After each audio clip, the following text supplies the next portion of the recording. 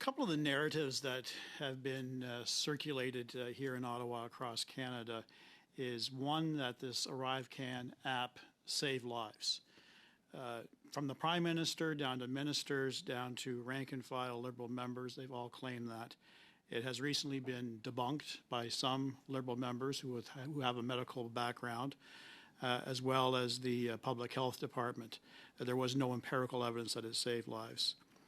What do you feel, sir, as the union president, with respect to some of the concerns along those lines? Do you feel personally that the app, in fact, did save lives? Difficult for us to tell. Again, our officers' jobs during the pandemic were largely to collect information for another agency. The app did a poor job of collecting it, so it was really an uphill battle to keep the border moving and to help people provide the information that was legally required for them to provide to get through the border. There was no way around it for us. You, in a response to a question put to you by Ms. Block about how that $60 million could have been better utilized at your agency, I think you referenced upwards to 500 to 600 new officers could be hired. At this current pace right now, what is the CBSA operating at in terms of a management deficit, a frontline officer deficit? Again, between 2,000 and 3,000 short countrywide. We can graduate under 600. I think we have one college, if they graduate the maximum number of officers per year, it's approximately 592 per year. They're not at maximum because we don't have enough people to take from the line to train them. That's how short it is. Another erroneous narrative from Justin Trudeau, our Prime Minister, is that he was responsible for adding thousands of new positions to the CBSA. I think it's inaccurate because he often says that it was the Harper government that slashed frontline officers. But you were asked that question essentially when you appeared at SECU. The question was, over the last 8 years, we know that the current Liberal government added only 25 frontline officers to the CBSA. Is that correct? Those numbers sound about correct, yes. 25 officers. Okay. And that's why we have the porous borders. That's why we have an influx of illegal guns. That's why we have containers that are not being properly scanned. That's why we have a problem with opiates entering into our country. That's why we have a problem with car thefts.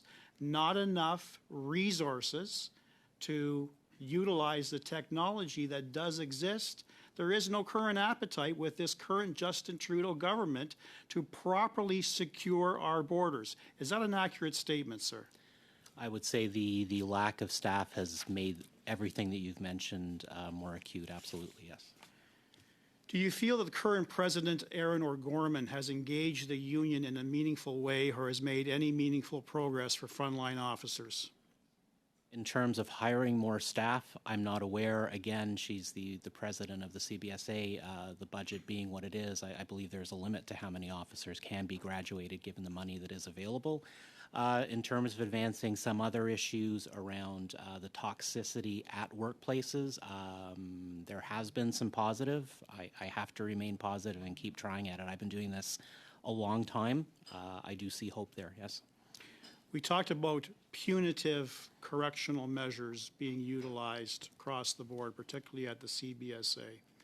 We know that there are two individuals who deem themselves to be whistleblowers who used to work at the CBSA and brought forth evidence implicating people from the CBSA, including not only past President Osowski, but current President O Gorman, down to Canada's Chief Technology Officer, Min Doan, who's now been accused of deleting up to 30,000 emails surrounding his involvement in the ArriveScam scam, have not been disciplined at all, but yet two individuals who pointed fingers have been. How do you feel as a union president in terms of the measures taken by literally President O Gorman and instructing presidents and deputy ministers of the other ministries?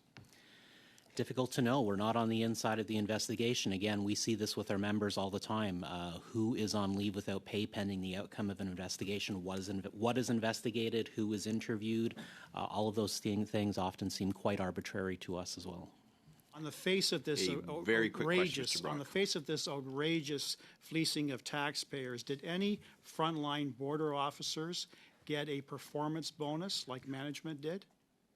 None of our members have ever received one of those. Thank you. Thank you very much.